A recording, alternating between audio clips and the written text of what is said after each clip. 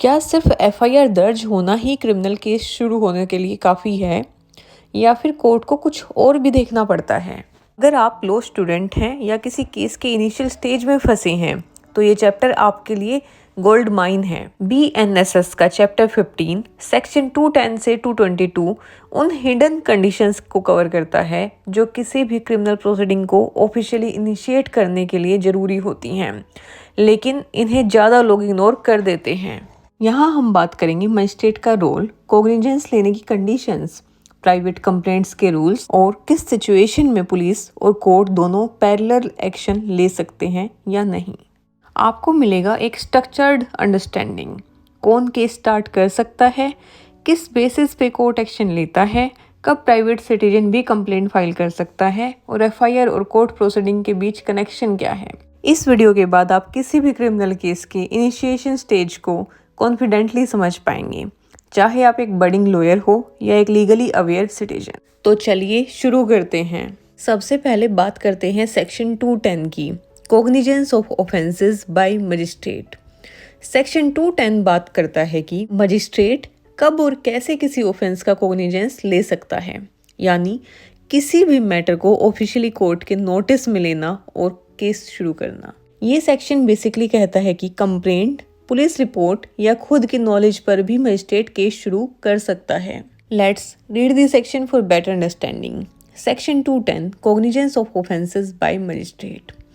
Subsection 1. Subject to the provisions of this chapter, any magistrate of the first class and any magistrate of the second class specially empowered in this behalf under subsection 2 may take cognizance of any offense. Subsection 1 बात करता है cognizance कैसे लिया जा सकता है।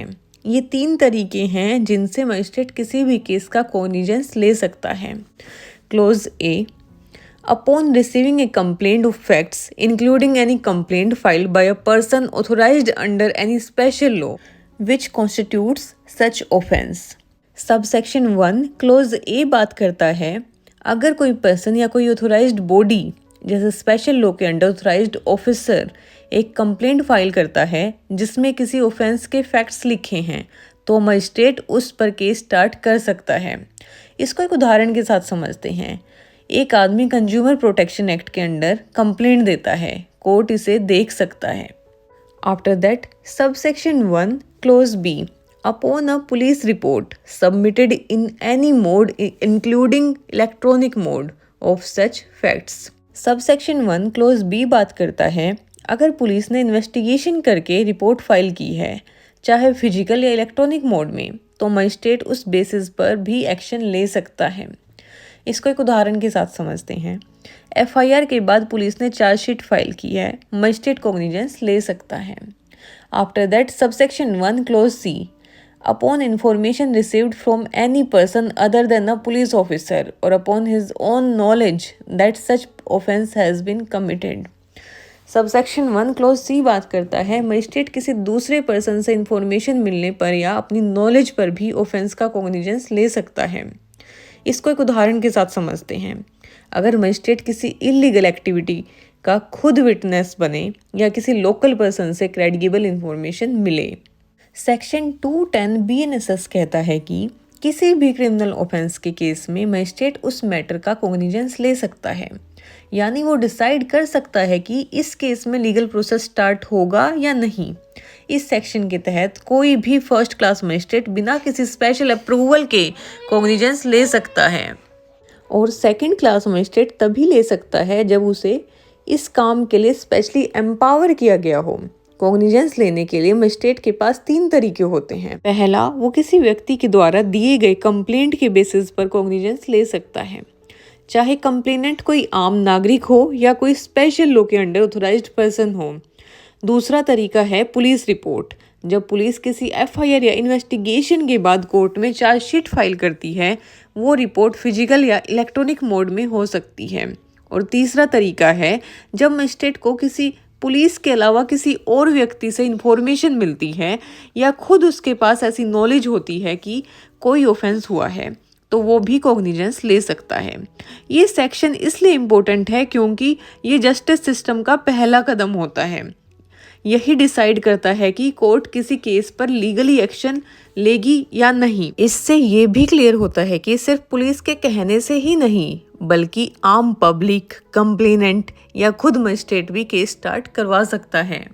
After that subsection 2, the Chief Judicial Magistrate may empower any magistrate of second class to take cognizance under subsection 1 of such offences are within his competence to inquire or try। Subsection 2 बात करता है first class magistrate ही cognizance ले सकता है, लेकिन अगर chief judicial magistrate CJM चाहे तो वो सेकंड क्लास मजिस्ट्रेट को भी एम्पावर कर सकता है कि वो उन ऑफेंसेस का कोग्निजेंस ले जो उसकी पावर के अंडर आते हैं। इसको एक उदाहरण के साथ समझते हैं। एक CJM किसी newly appointed second class magistrate को ऑथोराइज करता है कि वो छोटी मोटी थेफ्ट या न्यूसेंस जैसे मैटर्स का कोग्निजेंस ले सकता है। इसको एक चार्ट के माध्यम से और भी सरल तरीके से समझते हैं। Section 210 cognizance of offence by magistrate. Who can take cognizance? Magistrate of first class and magistrate of second class if specially empowered by the chief judicial magistrate। मतलब मजिस्ट्रेट ऑफ फर्स्ट क्लास या magistrate of second class cognizance ले सकते हैं। Magistrate of second class तभी cognizance ले सकता है जब उसको एम्पावर किया गया हो चीफ जुडिशियल मजिस्ट्रेट के द्वारा। After that modes of taking cognizance on complaint, police report and other sources. Magistrate of first class और magistrate of second class cognizance ले सकता है कंप्लेंट मिलने पर, पुलिस रिपोर्ट के बेसिस पर और किसी और सोर्स से या खुद से भी। मतलब अगर कोई पर्सन या ऑथोराइज्ड बॉडी जैसे स्पेशल लॉ के अंडर ऑथोराइज्ड ऑफिसर एक कंप्लेंट फाइल करता है जिसमें किसी ऑफेंस के फैक्ट्स लिखे हैं तो मजिस्ट्रेट उस पर कोग्निजेंस ले सकता है। दूसरा, अगर पुलिस ने इन्वेस्टिगेशन करते वक्त रिपोर्ट फाइल की है चाहे फिजिकल हो या इलेक्ट्रॉनिक मोड में तो मजिस्ट्रेट उस बेसिस पर एक्शन ले सकता है। तीसरा, मजिस्ट्रेट किसी दूसरे पर्सन या इंफॉर्मेशन मिलने पर या अपनी खुद की नॉलेज पर भी ऑफेंस का कोग्निजेंस ले सकता है। After that empowerment by chief judicial magistrate.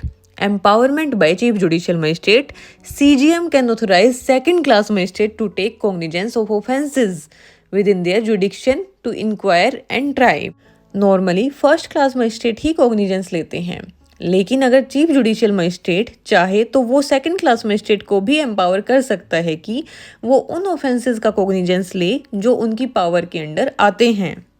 In short section 210 ये अलो करता है कि मजिस्ट्रेट बिना डिले के किसी भी मैटर का कोग्निजेंस ले सकता है, चाहे वो कंप्लेंट हो, पुलिस रिपोर्ट हो या उनकी खुद की नॉलेज हो।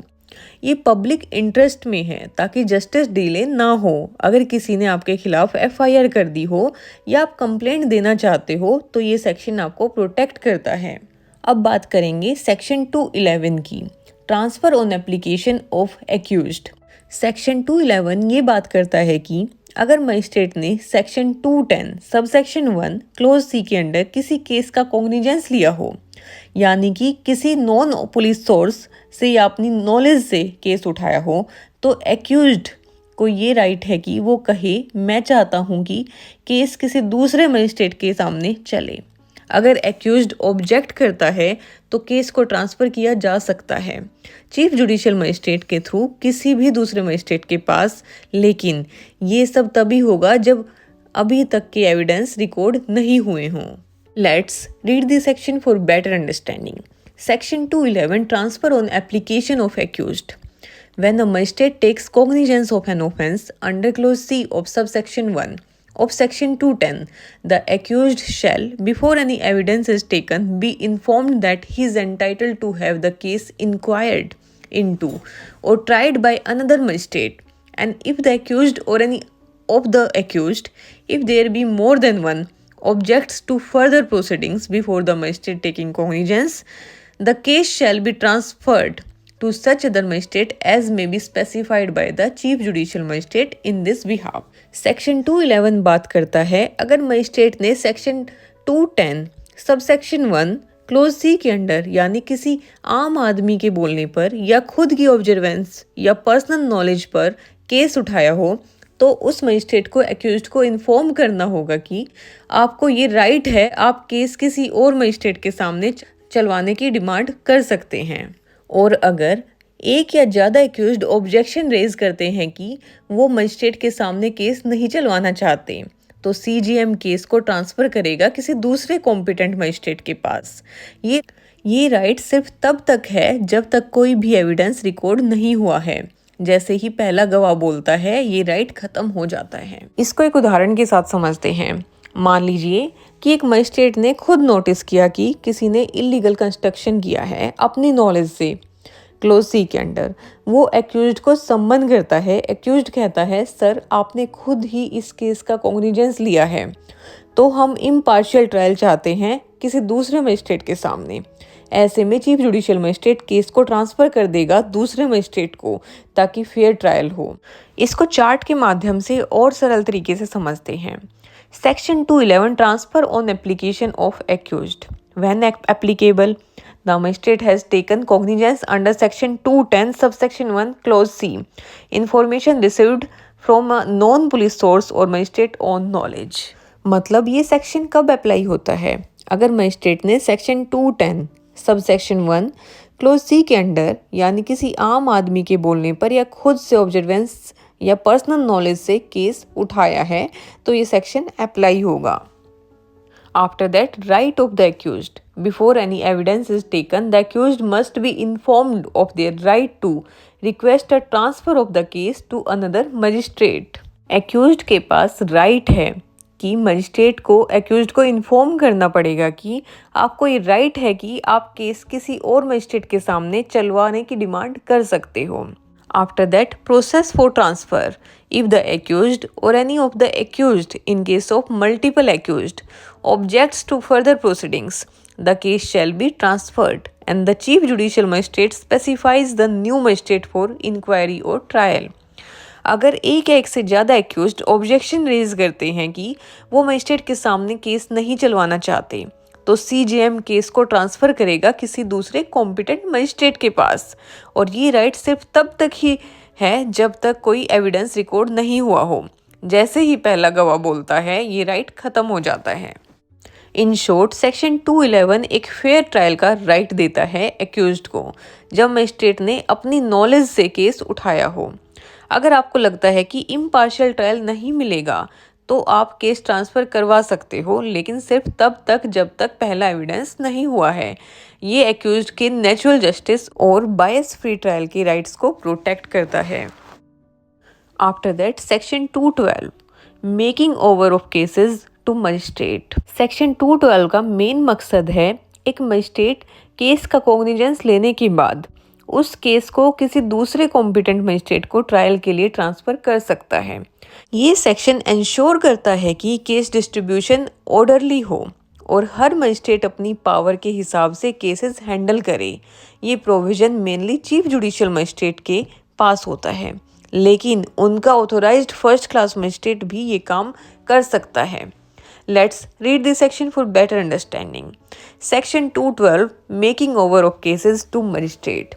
Subsection 1 Any chief judicial magistrate may, after taking cognizance of an offence, make over of the case for inquiry or trial to any competent magistrate subordinate to him।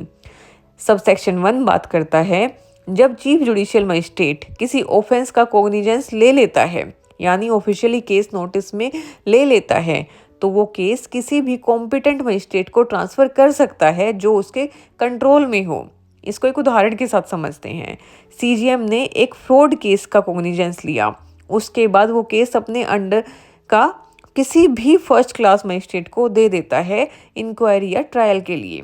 After that, subsection 2 any magistrate of first class empowered in this behalf by the chief judicial magistrate may, after taking cognizance of an offence, make over the case for inquiry or trial to such other competent magistrate as the chief judicial magistrate may, by general or special order, specify, and thereupon such magistrate may hold the inquiry or trial। Subsection 2 बात करता है CGM किसी first class magistrate को empower कर सकता है general या special order देके, और वो फर्स्ट क्लास मजिस्ट्रेट भी कॉग्निजेंस लेने के बाद केस किसी दूसरे मजिस्ट्रेट को ट्रांसफ़र कर सकता है, लेकिन वो मजिस्ट्रेट भी सीजीएम के ऑर्डर से स्पेसिफाइड होना चाहिए। इसको एक उदाहरण के साथ समझते हैं। एक ऑथोराइज्ड फर्स्ट क्लास मजिस्ट्रेट ने थेफ्ट का केस उठाया, लेकिन काम ज़्यादा होने की वजह से उसने उस केस को दूसरे कॉम्पिटेंट मजिस्ट्रेट को ट्रांसफ़र कर दिया जो सीजीएम के ऑर्डर में लिस्टेड था। सेक्शन 212 बीएनएसएस ये बताता है कि जब किसी ऑफेंस का कॉग्निजेंस ले लिया जाता है, यानी कोर्ट ऑफिशियली उस केस को देखने के लिए एग्री कर लेती है, तब चीफ जुडिशियल मजिस्ट्रेट या किसी भी एम्पावर्ड मजिस्ट्रेट के पास ये पावर होती है कि वो केस को किसी और कॉम्पिटेंट मजिस्ट्रेट को इंक्वायरी या ट्रायल के लिए ट्रांसफ़र कर सकता है। इसका मतलब ये है कि हर बार जिस मजिस्ट्रेट ने केस का कॉग्निजेंस लिया हो, जरूरी नहीं है वही आगे उसका ट्रायल भी करे। सब सेक्शन 1 कहता है कि चीफ जुडिशियल मजिस्ट्रेट किसी भी कॉम्पिटेंट और अपने अंडर काम करने वाले मजिस्ट्रेट को केस फॉरवर्ड कर सकता है, और सब सेक्शन 2 कहता है कि अगर कोई फर्स्ट क्लास मजिस्ट्रेट को सीजीएम ने स्पेशली एम्पावर किया हो तो वो भी किसी और कॉम्पिटेंट मजिस्ट्रेट को केस हैंडओवर कर सकता है, लेकिन उस मजिस्ट्रेट का नाम सीजीएम ने जनरल या स्पेशल ऑर्डर में स्पेसिफाई किया होना चाहिए। इस प्रोविजन का मेन मकसद है कोर्ट सिस्टम में एफिशिएंसी और केस डिस्ट्रीब्यूशन की स्ट्रीमलाइन करना, ताकि वर्कलोड बैलेंस रहे और जस्टिस टाइम पर हो। इससे ये भी इंश्योर होता है कि इंक्वायरी या ट्रायल उस मजिस्ट्रेट के पास जाए जो जुडिक्शन और अथॉरिटी के अकॉर्डिंगली उस मैटर को हैंडल करने के लिए सूटेबल हो। इसको एक चार्ट के माध्यम से और सरल तरीके से समझते हैं। Section 212 making over of cases to magistrate. Authority to assign cases, Chief Judicial Magistrate. After taking cognizance of an offence, the CJM can assign the case for inquiry or trial to any competent subordinate to them. मतलब जब chief judicial magistrate किसी offence का cognizance ले लेता है, यानी official case notice में ले लेता है, तो वो केस किसी भी कॉम्पिटेंट मजिस्ट्रेट को ट्रांसफर कर सकता है जो उसके कंट्रोल में हो। After that, empowered magistrate of first class. If empowered by the CJM, a magistrate of first class can assign the case for inquiry or trial to another competent magistrate specified by the CJM through a general or special order. मतलब CGM किसी first class magistrate को empower कर सकता है general या special order से, और वो फर्स्ट क्लास मजिस्ट्रेट भी कॉग्निजेंस लेने के बाद केस किसी दूसरे मजिस्ट्रेट को ट्रांसफ़र कर सकता है, लेकिन वो मजिस्ट्रेट भी सीजीएम के ऑर्डर से स्पेसिफाइड होना चाहिए। After that, execution of duties by assigned magistrate. The assigned magistrate में देन कंडक्ट द इंक्वायरी और ट्रायल ऑफ द केस। मतलब जब केस किसी मजिस्ट्रेट को असाइन कर दिया जाता है तो वो मजिस्ट्रेट उस केस की इंक्वायरी या ट्रायल पूरे तरीके से कंडक्ट करता है। उसके पास पूरा लीगल अधिकार होता है कि सबूत देखना, गवाहों के बयान लेना और फैसला सुनाने का। इन शॉर्ट, सेक्शन 212 का मतलब सिंपल है। सीजीएम या उनके एम्पावर्ड मजिस्ट्रेट केस का कॉग्निजेंस लेने के बाद उसे किसी दूसरे क्वालिफाइड मजिस्ट्रेट को ट्रायल के लिए भेज सकते हैं। इससे जस्टिस सिस्टम स्मूथली और स्पीडीली काम करता है। आप जब भी कोर्ट प्रोसेस देखें जहां केस एक जज से दूसरे जज के पास गया हो सकता है वो सेक्शन 212 के अंडर ट्रांसफ़र हुआ हो। अब बात करते हैं सेक्शन 213 की, cognizance of offences bye court of session. Section 213 ये कहता है कि कोर्ट ऑफ सेशन अपने आप किसी भी क्रिमिनल केस का ट्रायल डायरेक्टली स्टार्ट नहीं कर सकता जब तक कोई मजिस्ट्रेट उस केस को फॉर्मली कमिट ना करे। यानी सेशन कोर्ट को पावर तभी मिलती है ट्रायल शुरू करने की जब मजिस्ट्रेट केस को उसके पास भेजता है। इस रूल से क्रिमिनल जस्टिस सिस्टम में एक प्रॉपर चैनल बनता है। पहले मजिस्ट्रेट चेक करता है कि केस सेशन कोर्ट के लायक है भी या नहीं। Let's read this section for better understanding. Section 213, cognizance of offence by court of session. Except as otherwise expressly provided by this Sanhita or by any other law for the time being in force, no court of session shall take cognizance of any offence as a court of original jurisdiction unless the case has been committed to it by a magistrate under this संहिता।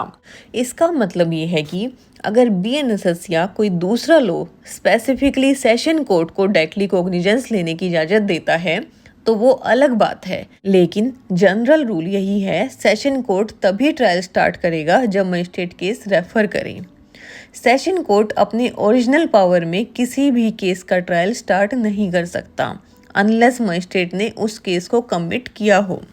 इसको एक उदाहरण के साथ समझते हैं। मान लीजिए किसी व्यक्ति पर attempt to murder section 308 IPC का केस बना है। सबसे पहले कंप्लेंट मजिस्ट्रेट के पास जाती है। मजिस्ट्रेट केस देखता है, एविडेंस रिकॉर्ड करता है। जब मजिस्ट्रेट को लगता है कि ये सीरियस ऑफेंस है जो सेशन कोर्ट के जुडिक्शन में आता है, तो वो केस को कमिट करता है सेशन कोर्ट को, तब जाके सेशन कोर्ट ट्रायल चालू करता है। इसको एक चार्ट के माध्यम से समझते हैं। Section 213 cognizance of offence by court of session. General rule, a court of session can not take cognizance of an offence as court of original जुडिक्शन।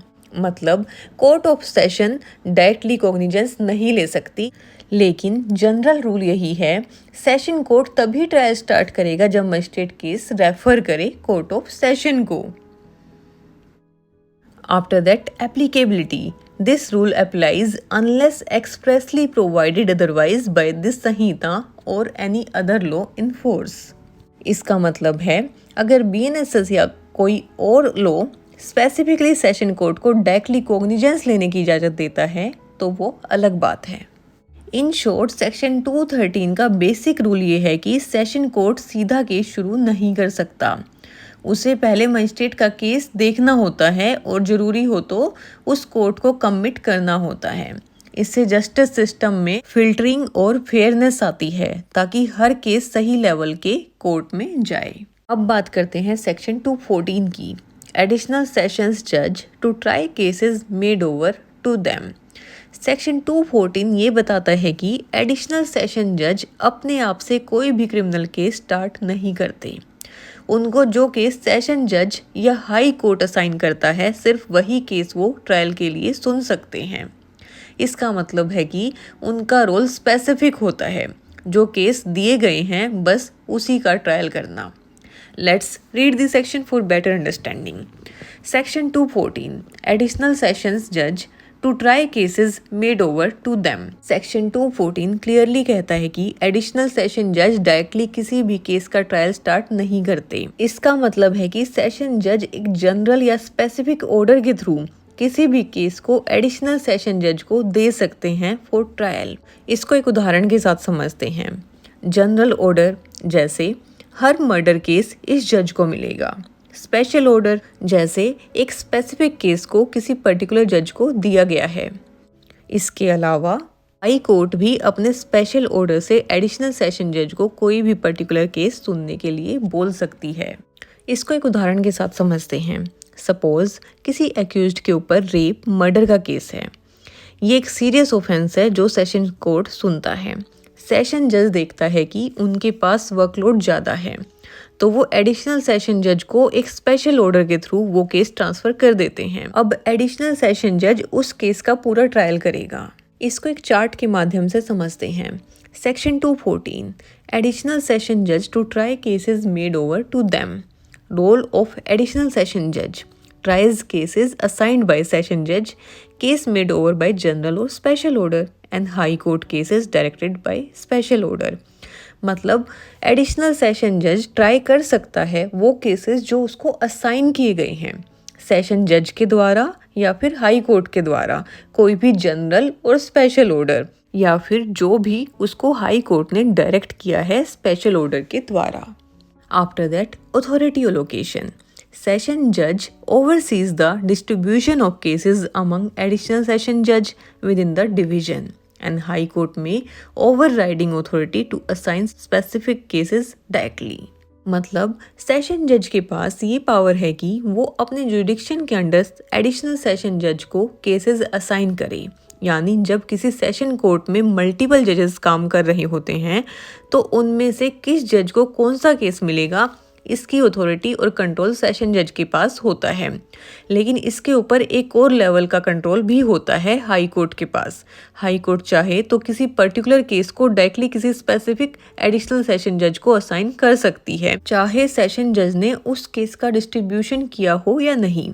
इस प्रोविजन का पर्पस है कि जस्टिस सिस्टम में पावर का क्लियरली हायरार्की बना रहे और complex या सेंसिटिव मैटर्स में हाई कोर्ट अपना कंट्रोल मेंटेन कर सके।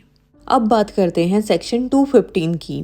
Prosecution for contempt of lawful authority of public servants for offences against public justice and for offences relating to documents given in evidence. Section 215 बात करता है कुछ specific serious offences की, जैसे कि पब्लिक सर्वेंट की लॉफुल ड्यूटी में रुकावट डालना या कोर्ट की प्रोसीडिंग से रिलेटेड फ्रॉड, फोर्जरी या झूठ, इन सभी केसेस में कोर्ट तब तक खुद से एक्शन नहीं ले सकता जब तक एक प्रॉपर रिटन कंप्लेंट किसी ऑथोराइज्ड अथॉरिटी द्वारा ना आए। इस सेक्शन के दो मेजर पार्ट्स हैं। पहला पार्ट क्लोज ए, ये कहता है कि अगर किसी ने सेक्शन 206 से 223 एक्सेप्ट 209 के बीच कोई क्राइम किया है, जैसे कि पब्लिक सर्वेंट के काम में दखल, तो उस केस में कोर्ट तब तक कॉग्निजेंस नहीं ले सकती जब तक वही पब्लिक सर्वेंट या उसका सीनियर ऑफिसर या उसके द्वारा ऑथोराइज किया गया कोई भी पब्लिक सर्वेंट लिखित में कंप्लेंट फाइल ना करे। दूसरा पार्ट मतलब क्लोज बी उन ऑफेंसेस के बारे में है जो कोर्ट के किसी प्रोसीडिंग या एविडेंस के कंटेक्स्ट में हुआ हो, जैसे सेक्शन 229 से 233, 236, 237, 242 से 248, 267 या फिर सेक्शन 336 क्लोज 1, 340 क्लोज 2, 342। तब भी कोर्ट तब तक केस नहीं चलाएगी जब तक वो कोर्ट या उसका ऑफिसर या उसके सुपीरियर कोर्ट कंप्लेंट फाइल ना करें। इसमें कॉन्स्पिरेसी, अटेम्प्ट या अबेटमेंट भी इंक्लूड हैं। अगर कंप्लेंट फाइल हो गई है और बाद में उस पब्लिक सर्वेंट के सीनियर या ऑथोराइज्ड ऑफिसर उसे विड्रॉ करना चाहते हैं तो वो रिटर्न ऑर्डर भेजकर केस को बंद करा सकते हैं, लेकिन सिर्फ तब तक जब तक ट्रायल खत्म नहीं हुआ हो। इस सेक्शन में कोर्ट का मतलब है सिविल, क्रिमिनल या रेवेन्यू या कोई ट्रिब्यूनल जो लॉ के तहत कोर्ट माना गया है। और किसी कोर्ट के सुपीरियर कोर्ट का मतलब है जहां उसकी अपील जाती हैं। ये भी यहाँ एक्सप्लेन किया गया है। सिंपल भाषा में बोलें तो ये सेक्शन पब्लिक सर्वेंट्स और कोर्ट्स को प्रोटेक्शन देता है झूठी या बदला लेने वाली लीगल एक्शंस से, और इंश्योर करता है कि ऐसे सेंसिटिव मैटर्स में बिना अथॉरिटी के कोर्ट का मिसयूज ना हो। Let's read the section for better understanding. Section 215 Prosecution for contempt of lawful authority of public servants for offences against public justice and for offences relating to documents given in evidence. Subsection 1 No court shall take cognizance. Subsection 1 Clause A Part 1 of any offence punishable under Section 206 to 223, both inclusive but excluding Section 209 of the Bharatiya Nyaya Sanhita 2023. Number 2 of any abatement of or attempt to commit such offence. Or number 3 of any criminal conspiracy to commit such offence except on the complaint in writing of the public servant concerned or of some other public servant to whom he is administratively subordinate or of some other public servant who is authorized by the concerned public servant so to do. Section 215 close 1 के दो parts हैं, part A और part B. Part A बात करता है इस close का मतलब ये है कि अगर किसी इंसान ने पब्लिक सर्वेंट के काम में इल्लीगल तरीके से दखल दिया हो या उसके खिलाफ कुछ ऐसा किया हो जो सेक्शन 206 से 223 के बीच आता है, एक्सेप्ट सेक्शन 209, तो कोर्ट तब तक उस केस में एक्शन नहीं ले सकती जब तक एक रिटन कंप्लेंट किसी स्पेसिफिक अथॉरिटी द्वारा ना आए। ये कंप्लेंट कौन दे सकता है? वही पब्लिक सर्वेंट जिसके अगेंस्ट ऑफेंस हुआ हो, उसका एडमिनिस्ट्रेटिव सीनियर जो उस पब्लिक सर्वेंट के ऊपर का ऑफिसर हो, या कोई और पब्लिक सर्वेंट जिसे पीड़ित पब्लिक सर्वेंट ने रिटन ऑथराइजेशन दिया है कंप्लेंट फाइल करने के लिए। और सिर्फ असली क्राइम पर नहीं, बल्कि अगर कोई उस क्राइम में मदद करे, अबेटमेंट, कोशिश करे, अटेम्प्ट या प्लानिंग करे, क्रिमिनल कॉन्स्पिरेसी, तो भी कोर्ट तब तक केस शुरू नहीं कर सकती जब तक कंप्लेंट ऊपर दिए गए किसी ऑफिशियल द्वारा लिखित रूप में फाइल ना की गई हो। After that part B, first of any offence punishable under any of the following sections of Bharatiya Nyaya Sanhita 2023, namely sections 229 to 233 both inclusive, 236, 237, 242, 248 and 267 when such offence is alleged to have been committed in or in relation to any proceeding in any court. Or number 2 of any offence described in subsection 1 of section 336 or punishable under subsection 2 of section 340 or section 342 of the said Sanhita when such offence is alleged to have been committed in respect of a document produced or given in evidence in a proceeding in any court. Or number 3, of any criminal conspiracy to commit or attempt to commit or the abatement of any offense specified in subclause 1 or subclause 2 except on the complaint in writing of the court or by such officer of the court as the court may authorize in writing in this behalf or of some other court to which that court is subordinate. Clause 1 part B उन offences को cover करता है जो court की proceedings से related होते हैं या कोर्ट में दिए गए डॉक्यूमेंट्स के कंटेक्स्ट में क्राइम हुआ हो। यहाँ कोर्ट को ये क्लियरली कहा गया है कि वो तब तक किसी केस में कॉग्निजेंस नहीं ले सकती जब तक कंप्लेंट कोर्ट खुद या उस कोर्ट के ऑथोराइज्ड ऑफिसर या सुपीरियर कोर्ट द्वारा लिखित में ना आए। इसमें 3 इम्पोर्टेंट बात की गई हैं। नंबर 1, अगर किसी ने कोर्ट की प्रोसीडिंग से रिलेटेड ऑफेंस किया हो, जैसे सेक्शन 229 से 233, 236, 237, 242 से 248 या सेक्शन 267 के ऑफेंसेस, तो कोर्ट तब तक उस ऑफेंस का केस नहीं चलाएगी जब तक उसी कोर्ट या उसके ऑथोराइज्ड ऑफिसर ने रिटर्न कंप्लेंट ना दी हो। नंबर 2, अगर किसी ने कोर्ट में दिए गए डॉक्यूमेंट्स के रिस्पेक्ट में कोई क्राइम किया है, जैसे फ्रॉड, फोर्जरी, झूठे evidence etcetera, covered under section 336 clause 1, 340 clause 2 या 342, तो भी कोर्ट तब तक केस एंटरटेन नहीं करेगी जब तक वो कोर्ट या उसका ऑफिसर ने कंप्लेंट ना लिखी हो। नंबर 3, अगर किसी ने ऊपर बताया गया ऑफेंस जैसे कॉन्स्पिरेसी, अटेम्प्ट या अबैटमेंट की हो, तो भी सेम रूल अप्लाई होगा। कोर्ट तब तक केस नहीं लेगा जब तक लिखित रूप में कंप्लेंट ना आई हो। यहाँ कोर्ट का मतलब है civil court, criminal court, revenue court, कोई ट्रिब्यूनल या सेंट्रल स्टेट एक्ट के तहत बना हो और जिसे उस एक्ट में कोर्ट माना गया हो। After that subsection 2, where a complaint has been made by a public servant or by some other public servant who has been authorized to do so by him under clause A of subsection 1, any authority to which he is administratively subordinate or who has authorized such public servant may order the withdrawal of the complaint and send a copy of such order to the court, and upon its receipt by the court no further proceedings shall be taken on the complaint, provided that no such withdrawal shall be ordered if the trial in the court of the first instance has been concluded. Section 215 का sub section 2 ये बताता है कि अगर किसी public servant ने किसी offence के लिए कंप्लेंट फाइल की है एज पर क्लोज 1A, तो उस पब्लिक सर्वेंट के सीनियर अथॉरिटी या जिस ऑफिसर ने उसको कंप्लेंट फाइल करने के लिए ऑथोराइज किया हो, वो उस कंप्लेंट को वापस भी ले सकता है, लेकिन इस विड्रॉल के लिए एक रिटर्न ऑर्डर देना जरूरी है। जब ये रिटर्न ऑर्डर कोर्ट को मिलता है तो कोर्ट को उस कंप्लेंट पर आगे कोई एक्शन नहीं लेना होता, मतलब कंप्लेंट लीगली क्लोज हो जाती है।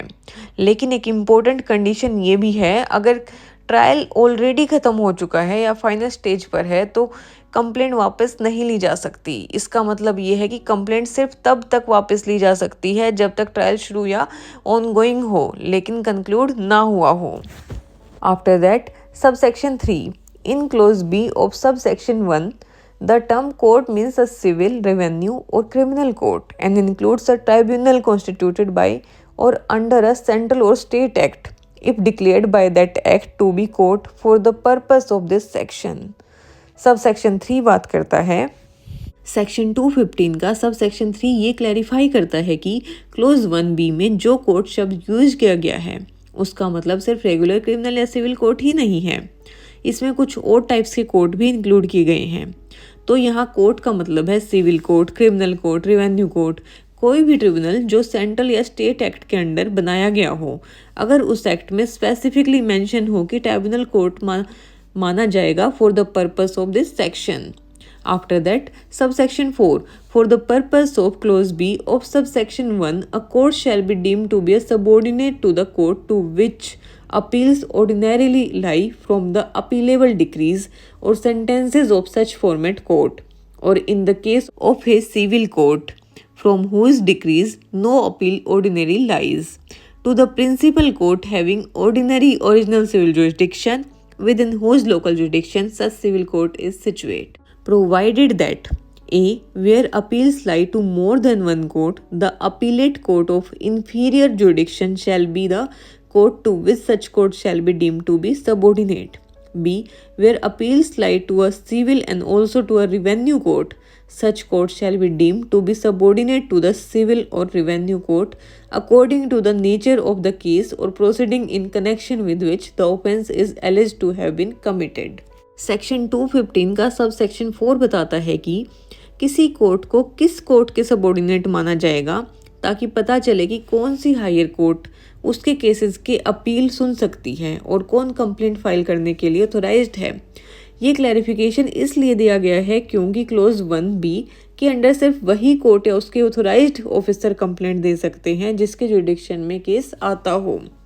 इसके कुछ खास पॉइंट्स हैं। सबॉर्डिनेट कोर्ट का मतलब वो कोर्ट होती है जिसकी अपीलेबल डिसीजंस किसी और हायर कोर्ट में जा सकती हैं। जैसे अगर कोई सिविल कोर्ट है जिसका डिसीजन डायरेक्टली किसी डिस्ट्रिक्ट कोर्ट या हाई कोर्ट में अपील हो सकता है, तो वो कोर्ट उस हायर कोर्ट के अंडर सबॉर्डिनेट मानी जाएगी। दूसरा, अगर किसी सिविल कोर्ट का डिसीजन अपीलेबल ही नहीं है तब वो प्रिंसिपल सिविल कोर्ट के अंडर आएगी जिसका ओरिजिनल सिविल जुडिक्शन उस एरिया में होता है। इन केस ऑफ प्रोविजो, अगर किसी कोर्ट के डिसीजन पे मल्टीपल कोर्ट्स में अपील जा सकती है तो उसमें जो लोअर अपीलेट कोर्ट होगी वही उसका अपीलेट कोर्ट ऑफ इंफीरियर जुडिक्शन माना जाएगा। अगर एक ही डिसीजन पर सिविल कोर्ट और रिवेन्यू कोर्ट दोनों में अपील जा सकती हो तो ये देखा जाएगा कि केस का नेचर क्या है। अगर सिविल मैटर है तो सिविल कोर्ट और अगर रिवेन्यू मैटर है तो रिवेन्यू कोर्ट उस केस के लिए सुपीरियर कोर्ट मानी जाएगी। In short, section 215 of BNSS एक प्रोटेक्टिव लीगल शील्ड है जो कोर्ट और पब्लिक सर्वेंट्स की अथॉरिटी और डिग्निटी को सेफगार्ड करती है। इस सेक्शन का मेन मकसद ये है कि कोर्ट की प्रोसीडिंग्स या पब्लिक सर्वेंट के काम के दौरान की गई कंटेम्प्ट, फोर्जरी, झूठी गवाही जैसे सीरियस ऑफेंसेस का मिसयूज ना हो। इसलिए ये सेक्शन ये इंश्योर करता है कि ऐसे ऑफेंसेस के लिए डायरेक्टली किसी भी कोर्ट में FIR या केस फाइल ना हो सके जब तक कंसर्न्ड पब्लिक सर्वेंट या रेलेवेंट कोर्ट खुद लिखित कंप्लेंट ना करे।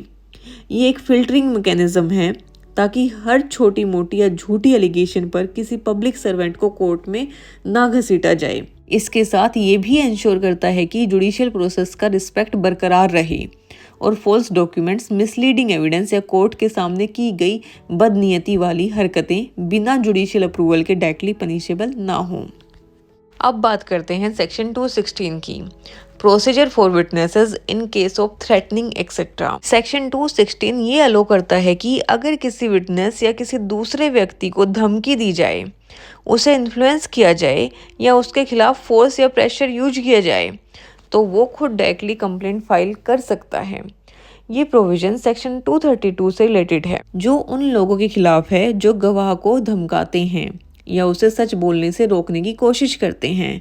तो सेक्शन 216 एक लीगल राइट देता है विटनेस को कि अगर उसके साथ ऐसा कुछ होता है तो वो बिना किसी के थ्रू सीधा कंप्लेंट कर सकता है। Let's read the section for better understanding. Section 216, Procedure for witness in case of threatening etc. A witness or any other person may file a complaint in relation to an offence under Section 232 of भारतीय न्याय संहिता 2023।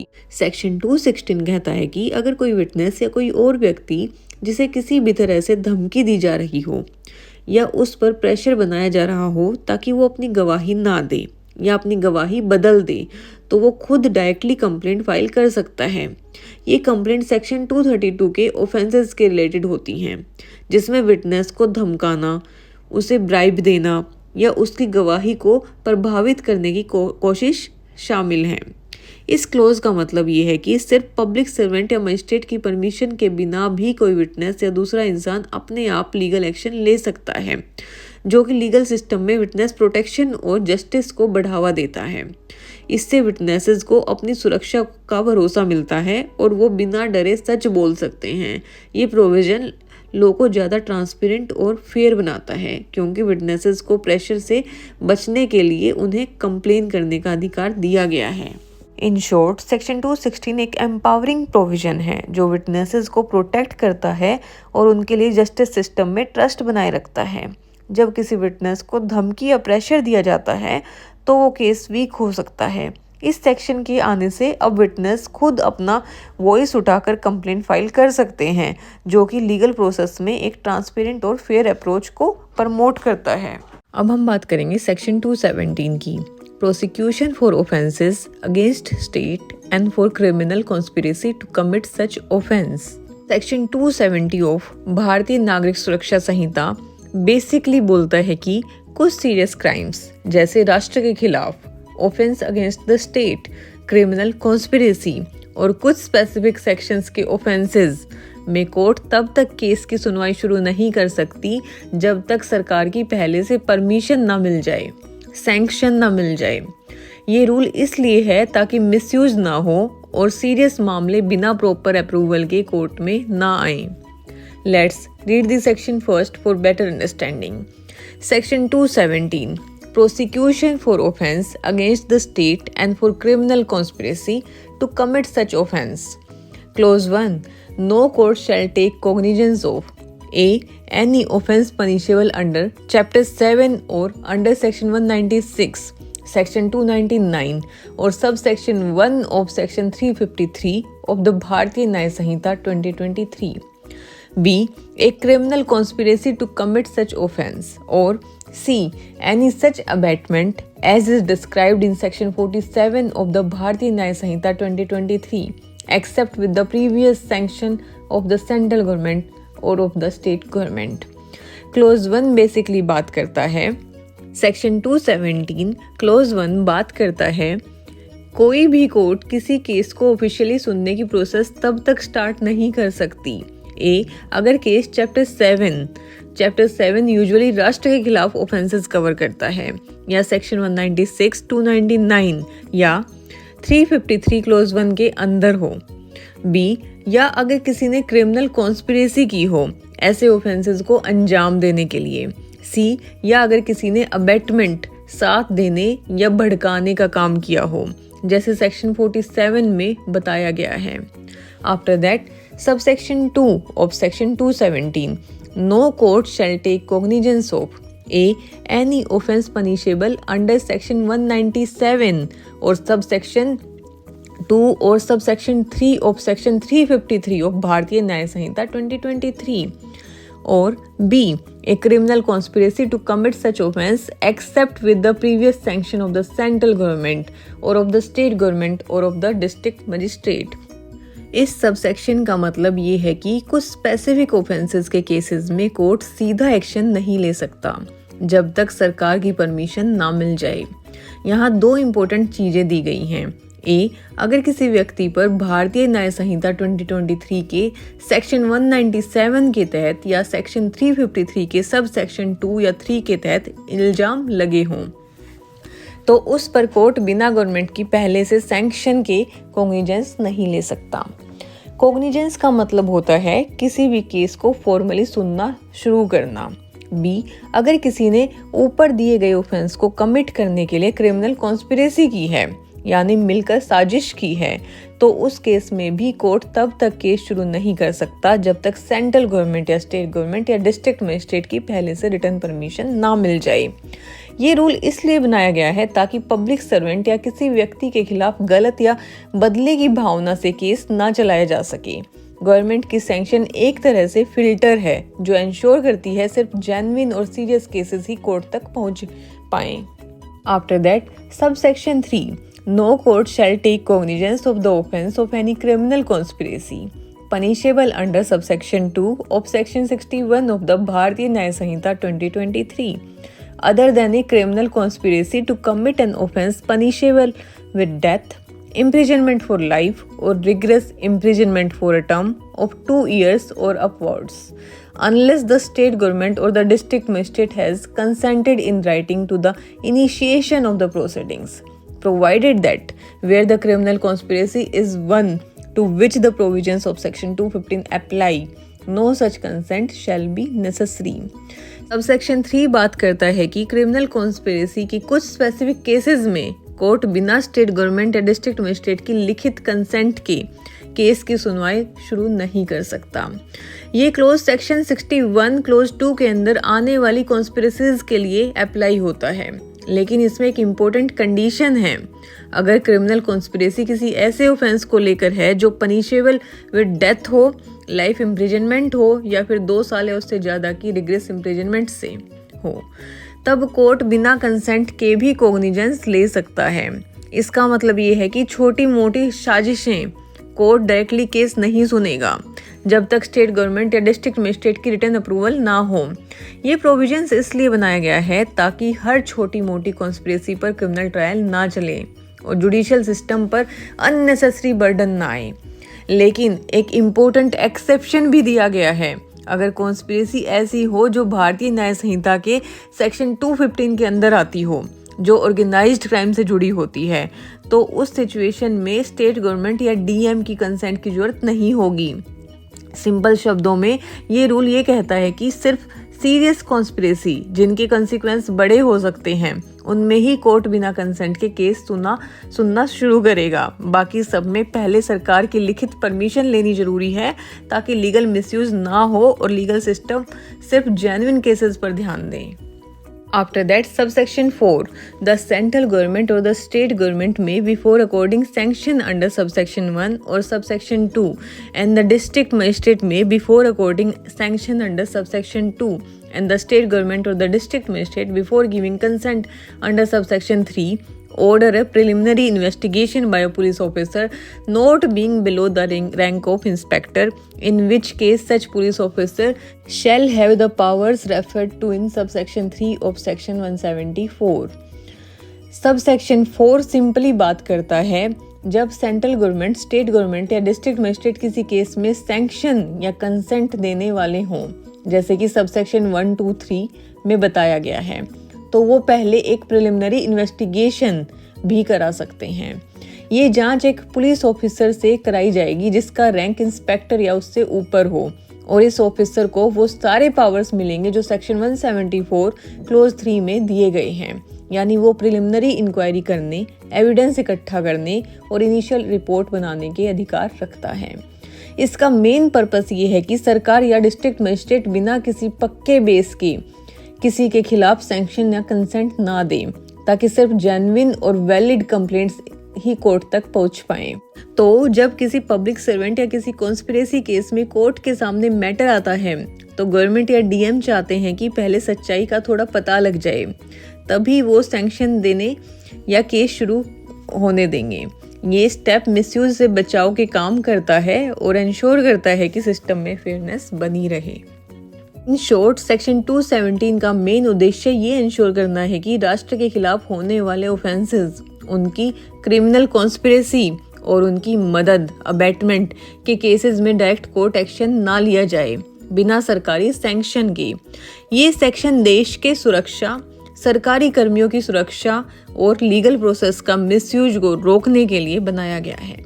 ये section को specific offences के लिए central government, state government या district magistrate की पहले से लिखित परमिशन को मैंडेटरी बनाता है।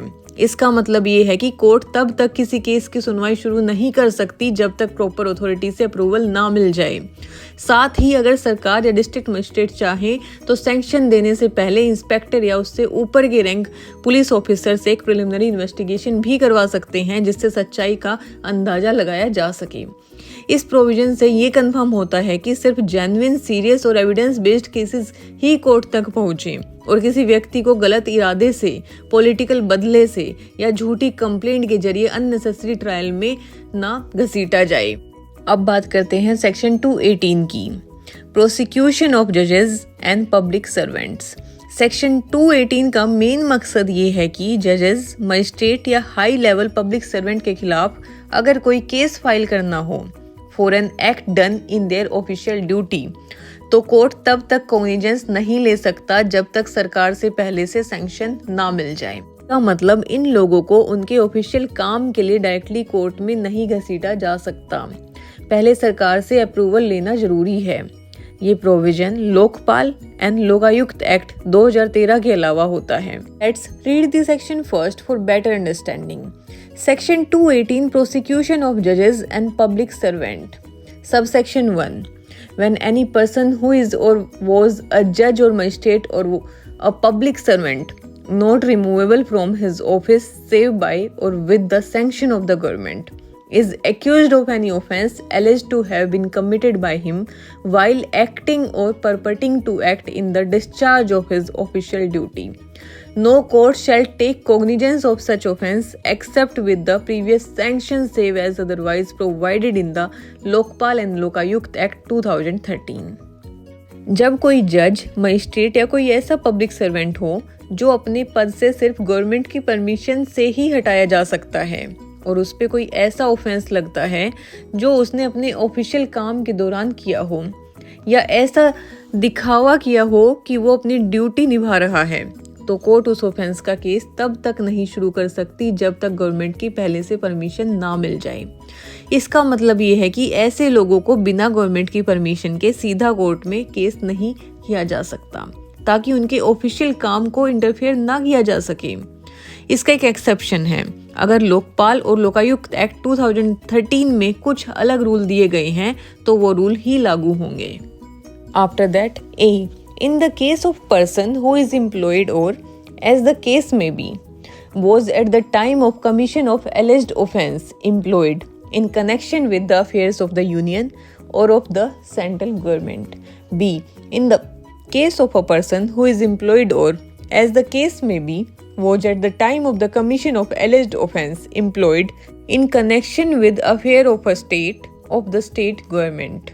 क्लोज ए, अगर जिस व्यक्ति पर ऑफेंस का आरोप है वो सेंट्रल गवर्नमेंट के काम से जुड़ा हुआ है या उस समय जुड़ा हुआ था जब उसने एलिज्ड ऑफेंस किया, तो उस केस में परमिशन सेंट्रल गवर्नमेंट से लेनी पड़ेगी।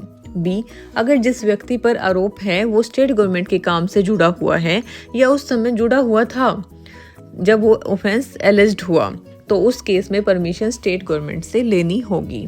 After that, provided that where the alleged offence was committed by a person referred to in clause B during the period while a proclamation issued under clause 1 of article 356 of the constitution was in force in the state, clause B will apply as if for the expression state government occurring therein the expression central government were substituted, provided further that such government shall take a decision within a period of 120 days from the date of the receipt of the request for sanction, and in case it fails to do so, the sanction shall be deemed to have been accorded by the such government.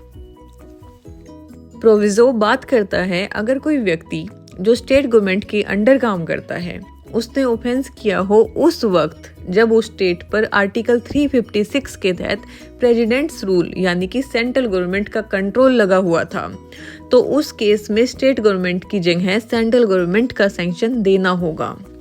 After that proviso 2, provided also that no sanction shall be required in case of public servant accused of any offence alleged to have been committed under section 64, 65, 66, 68, 69, 70, 71, 74, 75, 76, 77, 78, 79, 143 and section 199 और section 200 और भारतीय न्याय संहिता 2023।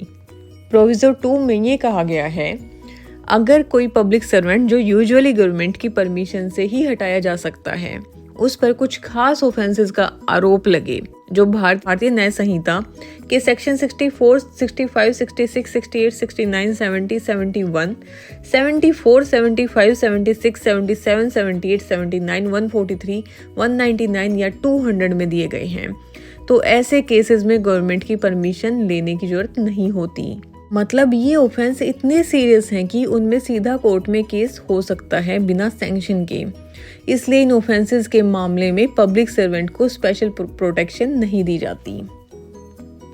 In short section 218 सब section 1 बात करता है जब कोई जज, मजिस्ट्रेट या ऐसा पब्लिक सर्वेंट से सिर्फ गवर्नमेंट की परमिशन से ही ऑफिस से हटाया जा सकता है, अपने ऑफिशियल काम के दौरान कोई ऑफेंस करता है, तो कोर्ट उस पर केस तभी शुरू कर सकती है जब गवर्नमेंट ने पहले से उसके लिए परमिशन दे दी हो। फिर वो व्यक्ति सेंट्रल गवर्नमेंट के संबंध में काम करता था तो सैंक्शन सेंट्रल गवर्नमेंट से लेना होता है। अगर वो व्यक्ति स्टेट गवर्नमेंट के संबंध में काम करता था तो सैंक्शन स्टेट गवर्नमेंट से लेना होता है। लेकिन अगर स्टेट में प्रेसिडेंट्स रूल आर्टिकल 356 लगा हो तो सैंक्शन देने का अधिकार स्टेट गवर्नमेंट की जगह सेंट्रल गवर्नमेंट को मिल जाता है। और अगर गवर्नमेंट ने सैंक्शन के लिए 120 डेज में कोई फैसला नहीं दिया हो तो सैंक्शन मान लिया जाता है। एक खास बात यह है कि कुछ खास सीरियस ऑफेंसेस में सैंक्शन की जरूरत नहीं होती, चाहे व्यक्ति पब्लिक सर्वेंट ही क्यों ना हो। After that, subsection 2, no court shall take cognizance of any offence alleged to have been committed by any member of the armed forces of the Union while acting or purporting to act in discharge of official duty, except with the previous sanction of the central government. Subsection 2 बात करता है अगर भारत के armed forces का कोई member जैसे army, navy, air force के जवान या ऑफिसर पर यह आरोप लगता है कि उसने अपने ऑफिशियल ड्यूटी को करते वक्त कोई ऑफेंस किया है, तो कोर्ट उसके खिलाफ केस तब तक शुरू नहीं कर सकती जब तक सेंट्रल गवर्नमेंट से पहले परमिशन ना मिल जाए। After that, subsection 3, the state government may by notification direct that the provisions of subsection 2 shall apply to such cases or category of the members of the forces charged with maintenance of public order as may be specified therein, wherever they may be serving, and thereupon the provisions of subsection will apply as if for the expression central government occurring therein. The expression state government were substituted. मतलब state government एक notification के जरिए decide कर सकती है कि subsection 2 वाला protection जो आर्म्ड फोर्सेस के लिए था, स्टेट गवर्नमेंट या ऐसे फोर्सेस के लिए भी लागू होगा जो पब्लिक ऑर्डर मेंटेन करते हैं, जैसे state armed police, riot control police etcetera. और अगर स्टेट ऐसे नोटिफिकेशन जारी कर देती है तो फिर सेंट्रल गवर्नमेंट की जगह स्टेट गवर्नमेंट सैंक्शन देने वाली अथॉरिटी बन जाती है। After that, subsection 4, notwithstanding anything contained in subsection 3, no court shall take cognizance of any offence alleged to have been committed by any member of the forces charged with the maintenance of public order in a state while acting or purporting to act in discharge of his official duty during the period while a proclamation issued under clause 1 of article 356 of the constitution was in force therein, except with the previous sanction of the central government. Subsection 4 बात करता है अगर किसी state में presidents rule article 356 लागू हुआ हो और उस दौरान पब्लिक ऑर्डर मेंटेन करने वाली फोर्स किसी के मेंबर पर ऑफेंस का आरोप लगता है, तो सैंक्शन देने का अधिकार सिर्फ सेंट्रल गवर्नमेंट के पास होगा, चाहे स्टेट ने नोटिफिकेशन दिया हो या नहीं। मतलब प्रेसिडेंट्स रूल के टाइम स्टेट गवर्नमेंट की पावर सस्पेंड होते हैं, ये सैंक्शन देने का काम सेंट्रल गवर्नमेंट का होता है। After that, subsection 5, the central government or the state government may determine the person by whom the manner in which and the offence or offences for which the prosecution of such जज, magistrate or public servant is to be conducted and may specify the court before which the trial is to be held. Subsection 5 बात करता है चाहे central government हो या state government, दोनों ये decide कर सकते हैं कौन प्रोसिक्यूशन करेगा, क्या ऑफिसर या एजेंसी, कैसे प्रोसिक्यूशन किया जाएगा, प्रोसीजर, किस ऑफेंस के लिए केस चलेगा और किस कोर्ट में ट्रायल होगा। यानी गवर्नमेंट के पास पूरा कंट्रोल होता है कि प्रोसिक्यूशन का डायरेक्शन और लोकेशन क्या होगा जब किसी जज, मजिस्ट्रेट या पब्लिक सर्वेंट पर केस होगा। इन शॉर्ट, सेक्शन 218 का मेन पर्पस है पब्लिक सर्वेंट्स, जजेस, मजिस्ट्रेट और आर्म्ड फोर्सेस के मेंबर को उनके ऑफिशियल ड्यूटीज के दौरान प्रोटेक्शन देना ताकि उनके खिलाफ बिना गवर्नमेंट की परमिशन के केस ना चल सके। जज, मजिस्ट्रेट या सीनियर पब्लिक सर्वेंट के खिलाफ उनकी ऑफिशियल ड्यूटी के दौरान किए गए ऑफेंस पर कोर्ट तब तक केस नहीं चला सकती जब तक सरकार से पहले सैंक्शन ना मिल जाए। अगर वो व्यक्ति सेंट्रल गवर्नमेंट के अंडर था तो सेंट्रल गवर्नमेंट से सैंक्शन, अगर स्टेट गवर्नमेंट के अंडर था तो स्टेट गवर्नमेंट से सैंक्शन लेना जरूरी है। प्रेसिडेंट्स रूल आर्टिकल 356 के दौरान अगर ऑफेंस हुआ हो तो सिर्फ सेंट्रल गवर्नमेंट सैंक्शन देगी, चाहे वो स्टेट मैटर हो। 120 डेज के अंदर गवर्नमेंट को सैंक्शन देना या मना करना होगा।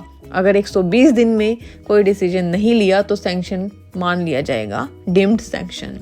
कुछ सीरियस ऑफेंसेस जैसे sexual offence, trafficking, torture, false evidence etcetera में सैंक्शन की जरूरत नहीं होती, कोर्ट डायरेक्टली केस चला सकता है।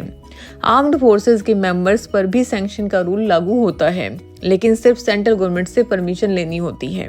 स्टेट गवर्नमेंट चाहे तो स्टेट पुलिस या पब्लिक ऑर्डर मेंटेन करने वाली फोर्सेस को भी ये प्रोटेक्शन दे सकती है, लेकिन प्रेसिडेंट्स रूल के लिए फाइनल अथॉरिटी सेंट्रल गवर्नमेंट ही होती है। सेंट्रल या स्टेट गवर्नमेंट ये भी डिसाइड कर सकती है कि प्रोसिक्यूशन कौन करेगा, कैसे करेगा और किस कोर्ट में ट्रायल चलेगा। अब बात करते हैं सेक्शन 219 की, prosecution for offence against marriage. Section 219 ये कहता है कि अगर किसी ने शादी से जुड़ी किसी crime like fraud, bigamy, cruelty etcetera section 81 to 84 का कंप्लेंट करना है, तो सिर्फ वही इंसान जिसको सीधा नुकसान हुआ है, एग्रीव्ड पर्सन, कोर्ट में कंप्लेंट दे सकता है।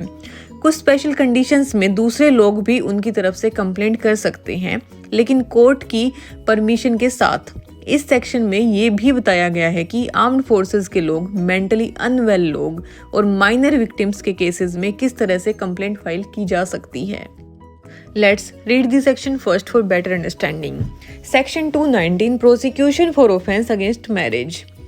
Subsection 1 No court shall take cognizance of an offense punishable under Section 81 to 84 both inclusive of the Bharatiya Nyaya Samhita 2023 except upon a complaint made by some person aggrieved by the offense, provided that where such person is a child or is of unsound mind or is having intellectual disability requiring higher support needs, or is from sickness or infirmity unable to make complaint, or is a woman who, according to the local customs and manners, ought not to be compelled to appear in public, some other person may, with the leave of the court, make a complaint on his or her behalf.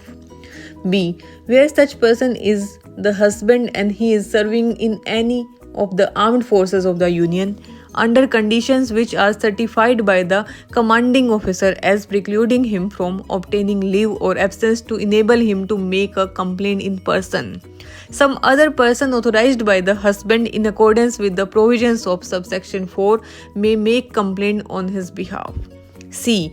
Where the person aggrieved by an offence punishable under section 82 of Bharatiya Nyaya Samhita 2023 is the wife, complaint may be made on her behalf by her father, mother, brother, sister, son or daughter, or by her father's or mother's brother or sister, or with the leave of the court by any other person related to her by blood, marriage or adoption.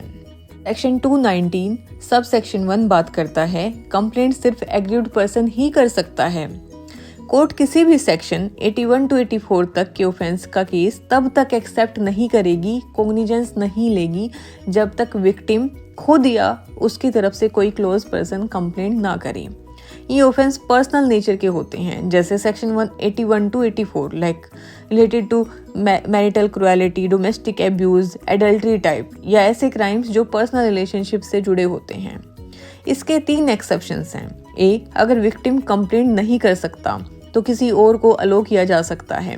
अगर victim child, unsound mind, intellectual disability, बीमारी या महिला है जिसे public में आना local custom के खिलाफ हो, तो कोर्ट की परमिशन के बाद कोई और व्यक्ति उसकी तरफ से कंप्लेंट कर सकता है।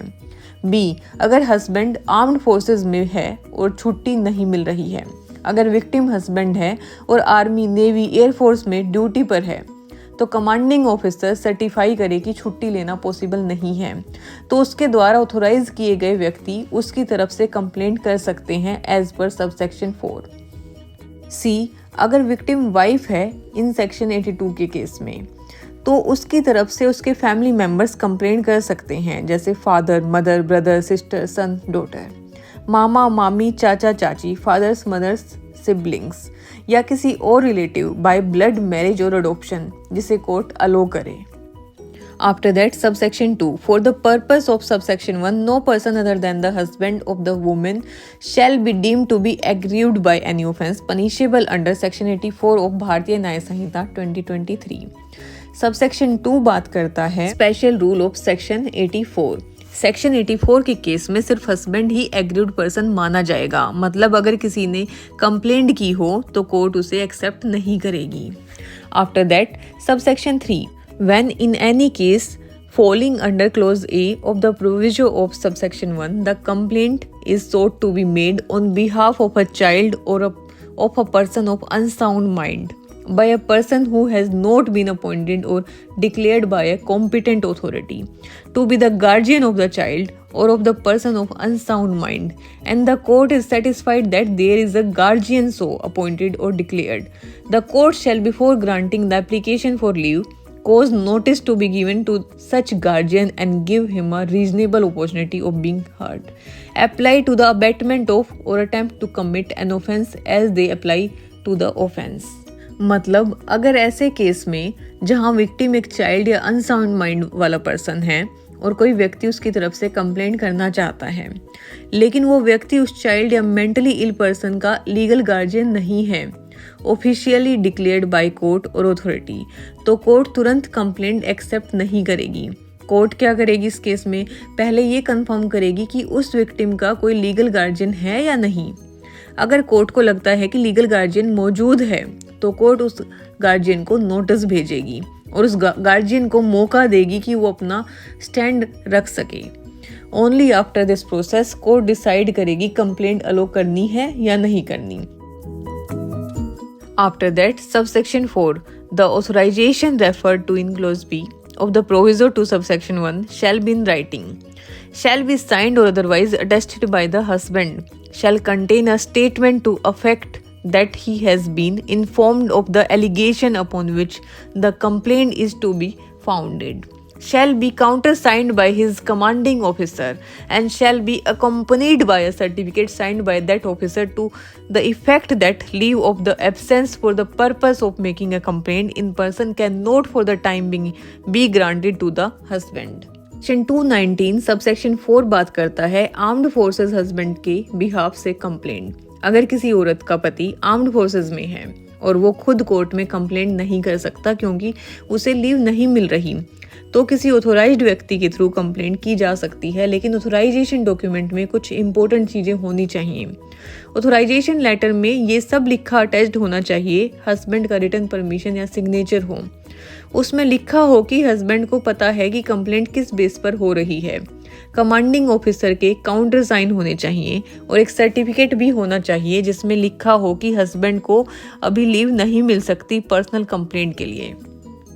After that, subsection 5, any document purporting to be such an authorization and complying with the provisions of subsection 4, and any document purporting to be certificate required by that subsection shall, unless the contrary is proved, the presumed to be genuine and shall be received in evidence.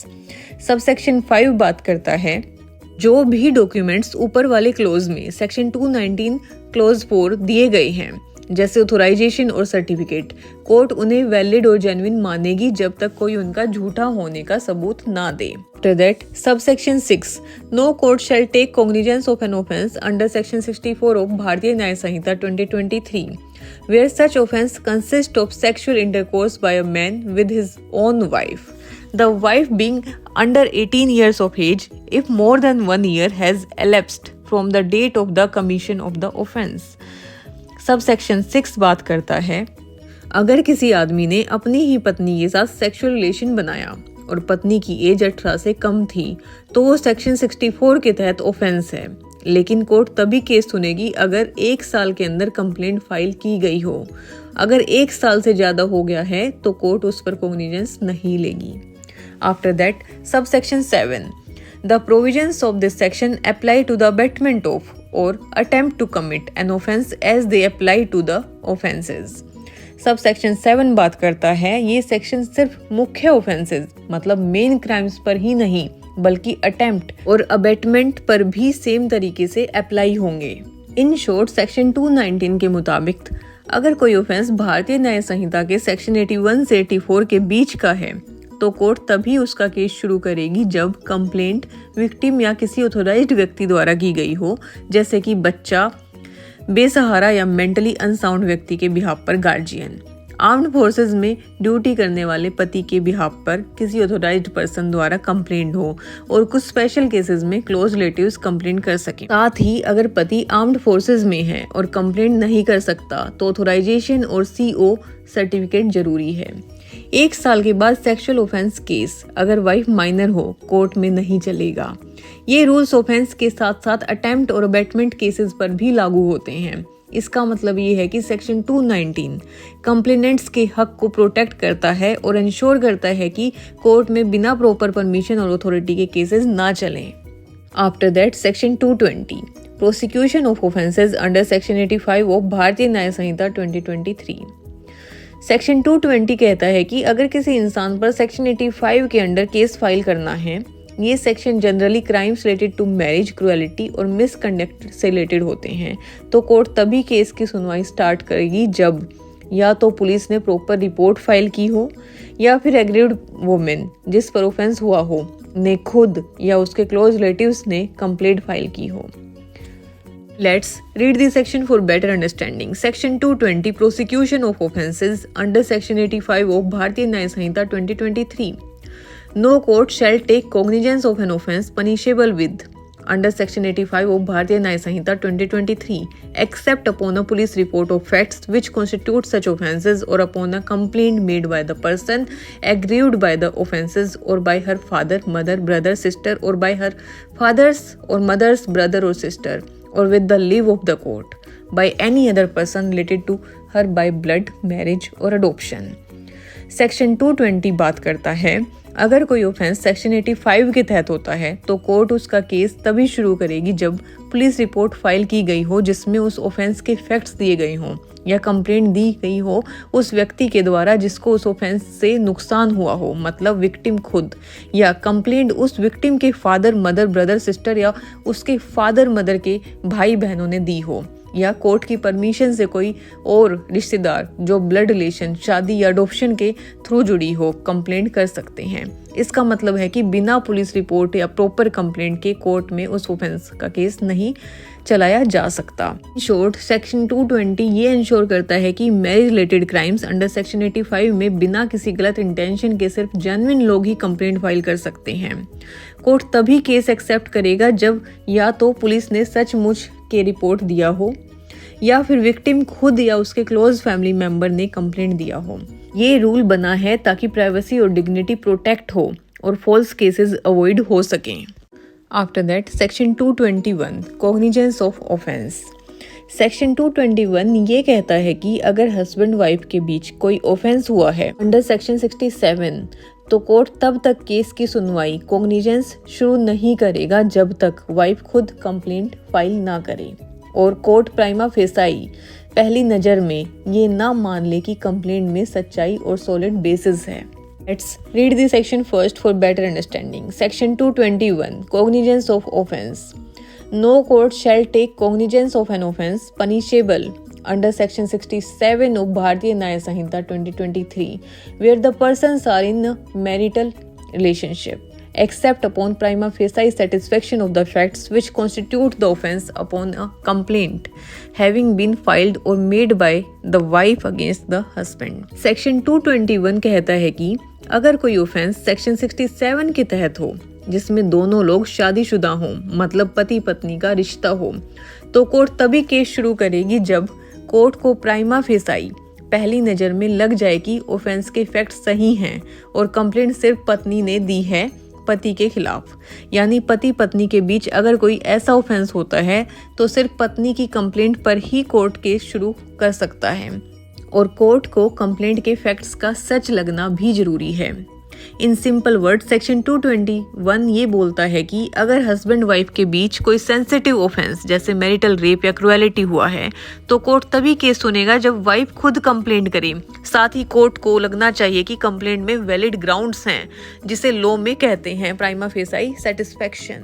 After that section 222 prosecution for defamation.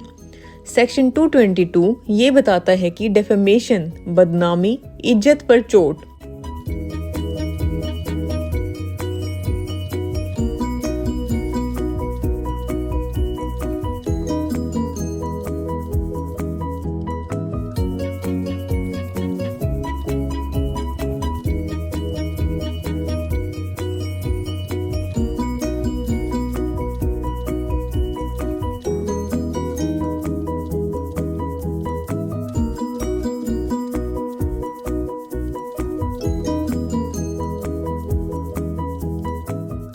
के cases कैसे court में लाए जा सकते हैं।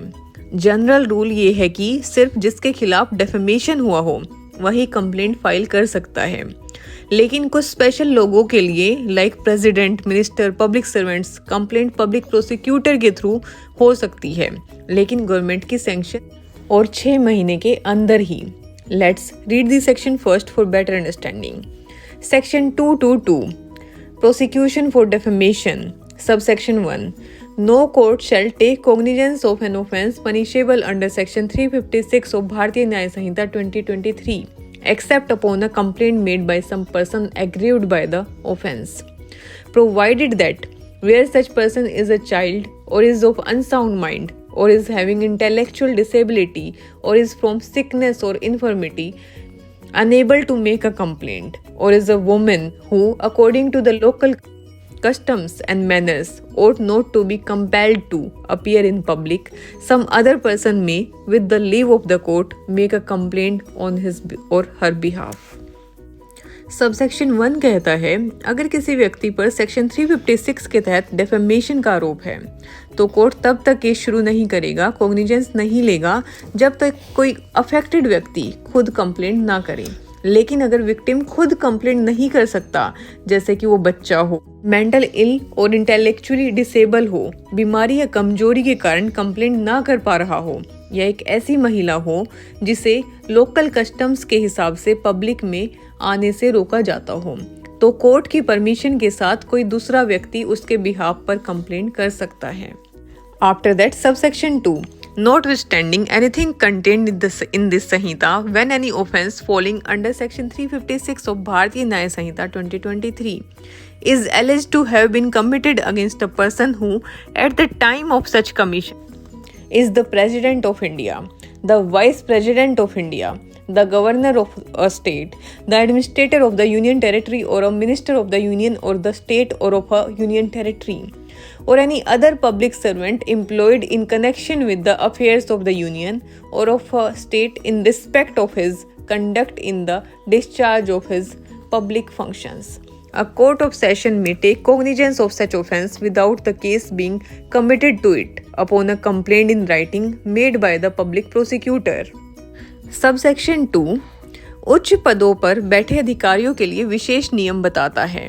इस subsection में ये कहा गया है कि अगर सेक्शन 356 डेफेमेशन के तहत कोई अपराध ऐसे व्यक्ति के खिलाफ हुआ हो जो राष्ट्रपति हो, उपराष्ट्रपति हो, राज्यपाल हो, केंद्र शासित प्रदेश के एडमिनिस्ट्रेटर हो, सेंट्रल या स्टेट गवर्नमेंट के मिनिस्टर हो, या कोई पब्लिक सर्वेंट हो जो गवर्नमेंट काम, पब्लिक ड्यूटी कर रहा था, तो सेशन कोर्ट सीधा केस सुन सकता है, डायरेक्ट कॉग्निजेंस ले सकता है बिना किसी लोअर कोर्ट से केस ट्रांसफर होने के वेट किए।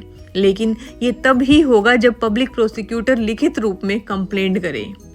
Subsection 3 Every complaint referred to in subsection 2 shall set forth the facts which constitute the offence alleged, the nature of such offence, and such other particulars as are reasonably sufficient to give notice to the accused of the offence alleged to have been committed by him.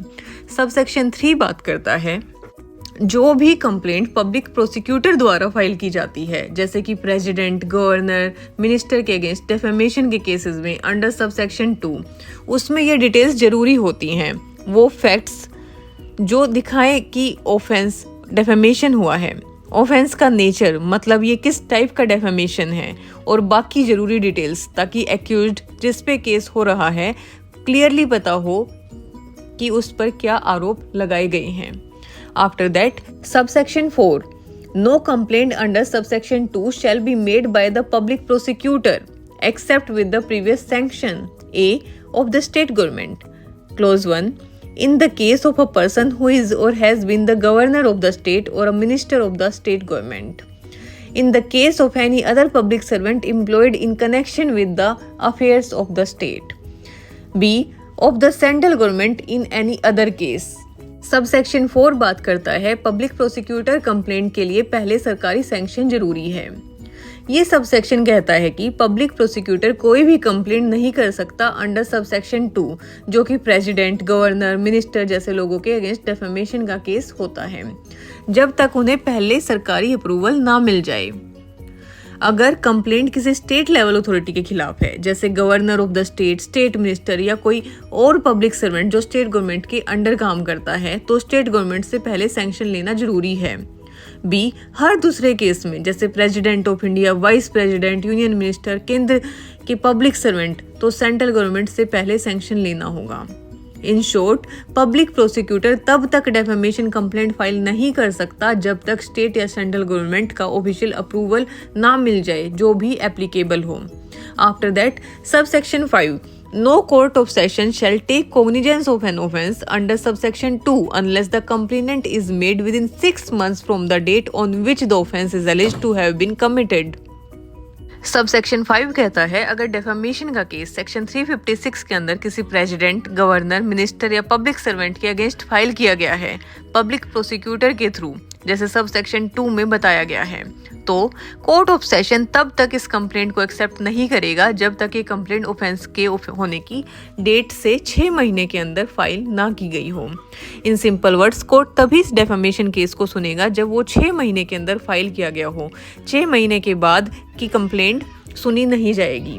After that, subsection 6, nothing in this section shall affect the right of the person against whom the offence is alleged to have been committed to make a complaint in respect of the offence before a magistrate having jurisdiction or the power of such magistrate to take cognizance of the offence upon such complaint।